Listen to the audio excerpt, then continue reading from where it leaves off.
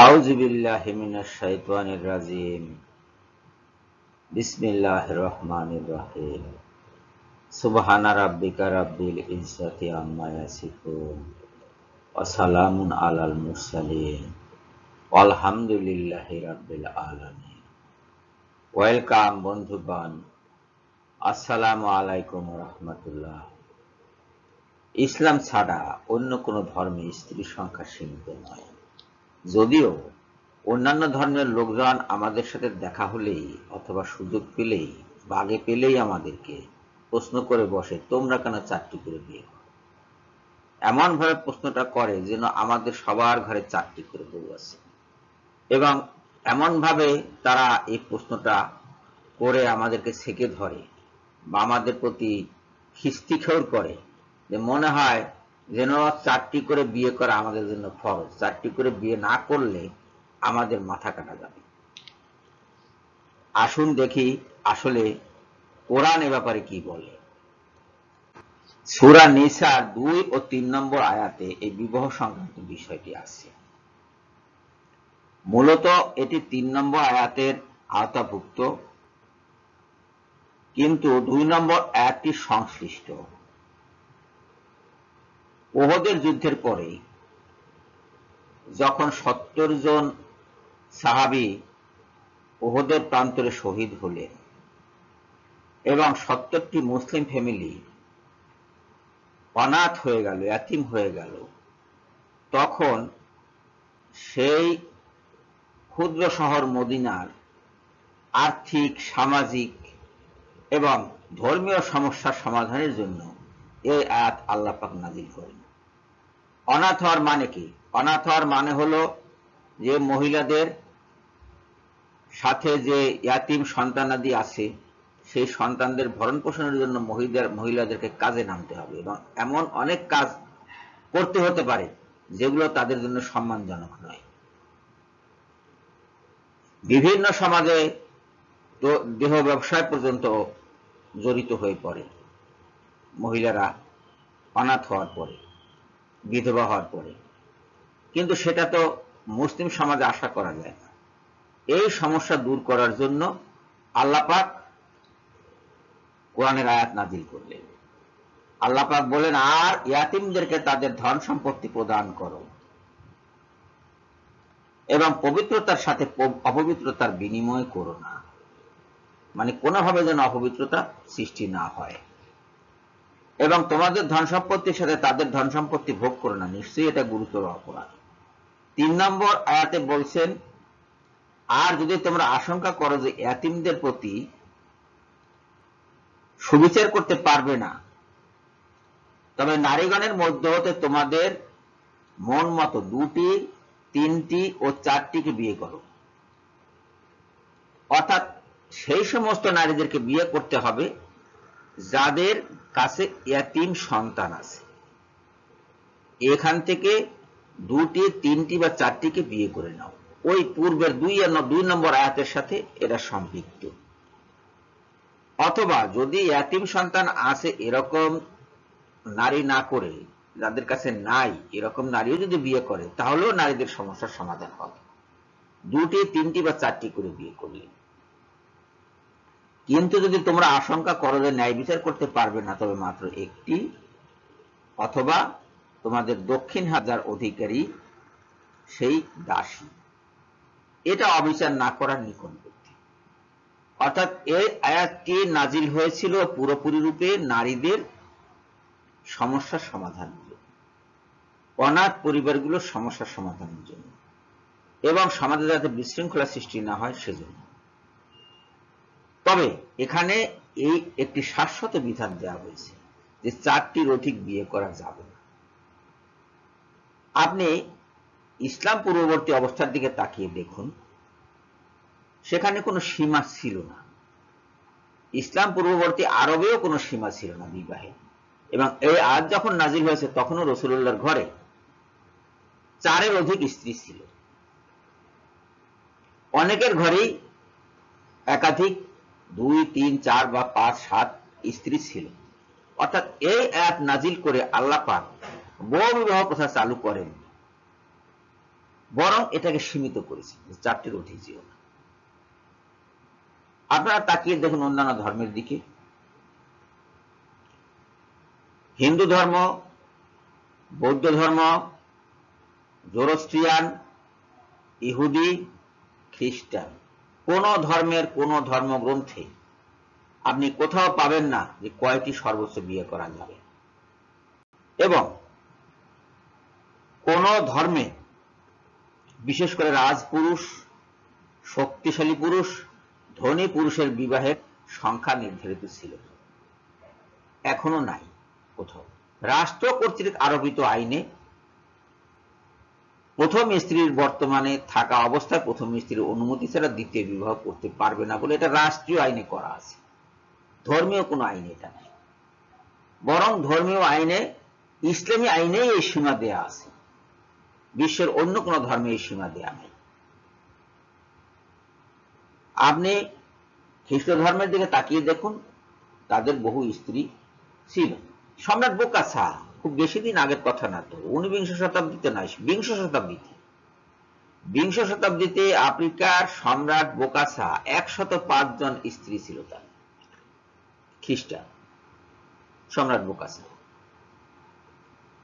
105 জন স্ত্রী। কোন মুসলমান সম্রাট এটা করতে পারত না, ধর্ম বাধা দিত, ধর্মের অভ্যন্তরে থেকে এটা সম্ভব না।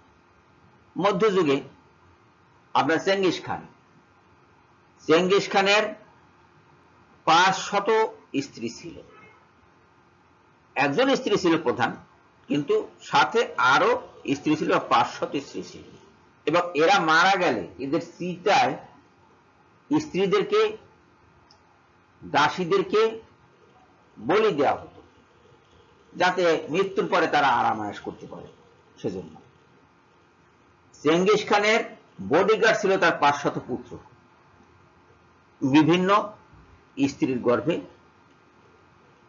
উৎপাদিত সন্তান, 500 পুত্র ছিল তার বডিগার্ড।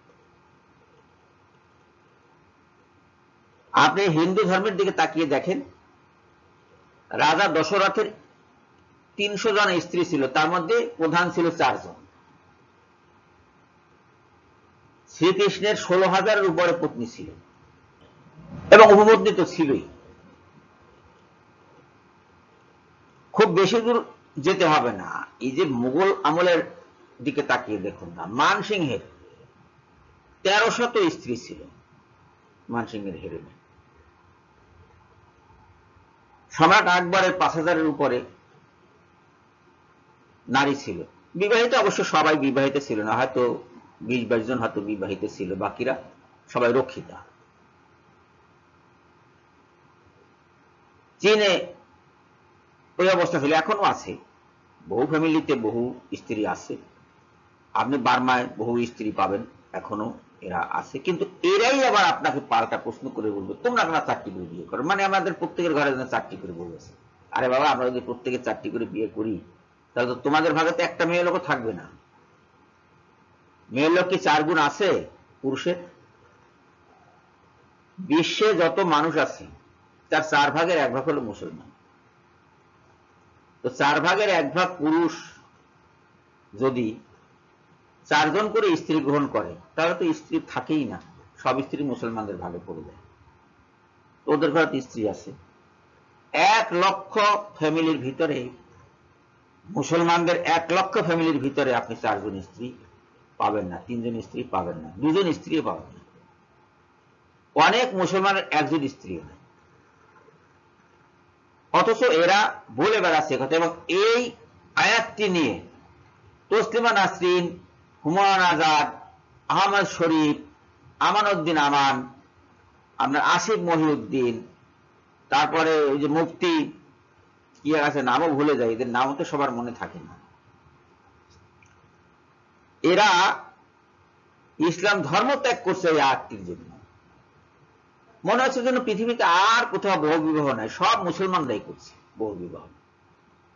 এই সব পাগলকে আমি বোঝাবো কি দিয়ে? কে দিয়ে বোঝানো যাবে? আল্লাহ একটা নির্ধারিত সীমা বেঁধে দিলেন যে এই 4টির বেশি যেতে পারবে না তুমি, এবং তার উপরে এই ন্যায় বিচারের শর্তটা জুড়ে দিলেন। আচ্ছা বলুন, মুসলমানদের সেই 70 জন সাহাবী শহীদ হওয়ার পরে সমাজে যে বিশৃঙ্খলার সৃষ্টি হওয়ার মতো অবস্থা হয়েছিল, নারীরা কোথায় যেত? 70 জন নারী কোথায় যেত? যদি এই বহুবিবাহের ব্যবস্থা না থাকত, কোথায় যেত? সেই মরুভূমির বুকে নারীদের পক্ষে তো কামাই করে খাওয়া সম্ভব হতো না। কিভাবে কামাই করে খাবে তারা?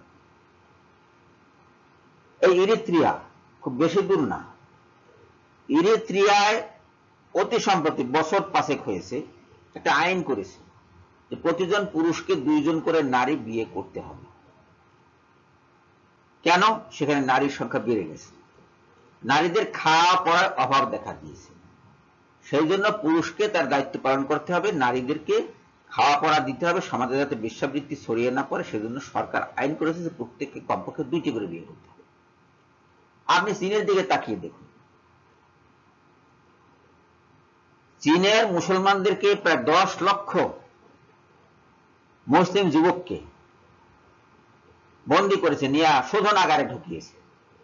10 লক্ষ যুবক ছেলেকে যদি নিয়ে যায়, 10 লক্ষ যুবক ছেলে নেওয়ার অর্থ কি? সমাজে 10 লক্ষ স্বামীর সংখ্যা কমে গেছে। মেয়েরা যাবে কোথায়? বউ বিবাহ না থাকলে বউ বিবাহ তো করতে হবে, বউ বিবাহ না হলে মেয়েরা কোথায় যাবে? মেয়েরা স্বামী কোথায় পাবে? যাই হোক, এই আয়াত নাজিল হয়েছিল নারীর স্বার্থে, পুরুষের স্বার্থে নয়।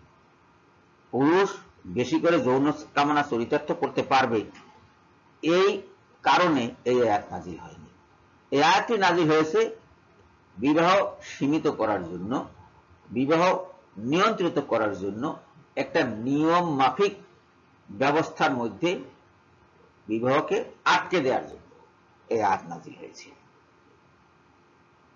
আপনাদেরকে যখনই কেউ প্রশ্ন করে তোমরা কেন 4টি করে বিয়ে করো, তখন তাদেরকে এই কথাগুলো বলেন এবং তাদেরকে পাল্টা প্রশ্ন করেন, তোমার ধর্মে কোন একটি আয়াত, কোন একটি শ্লোক বের করে দেখাও যেখানে স্ত্রীর সংখ্যা সীমিত আছে। বিশ্বের কোন ধর্মে এটা নাই। আপনি বাইবেলে পাবেন না, গীতায় পাবেন না, বেদে পাবেন না, আবেস্তায় পাবেন না, আপনি তাওরাতে পাবেন না। বিশ্বের কোন ধর্মগ্রন্থে স্ত্রীর সংখ্যা সীমিত নয়, একমাত্র কোরআনই স্ত্রীর সংখ্যা সীমিত। অথচ কোরআনের বিরুদ্ধে নারীবাদীরা হইচই করছে সবচেয়ে বেশি। অজ্ঞের দল, অজ্ঞতার কারণে এই কাজটা করছে।